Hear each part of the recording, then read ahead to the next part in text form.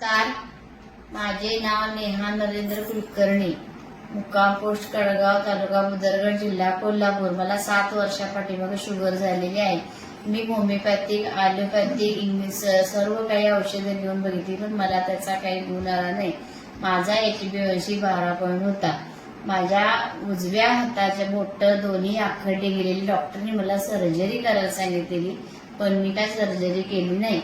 समर्थ social foundation कडून मी हे 2 product घेतले. मी हे 2 प्रॉडक्ट 5 महिने औषध घेतलं. त्याच्यानंतर माझा HbA1c 6 वर आला. 6 वर आल्यानंतर मी त्याच्यानंतर 3 महिने औषध गोळ्या आणि हे औषधही बंद केलं, पथ्य मोडलं.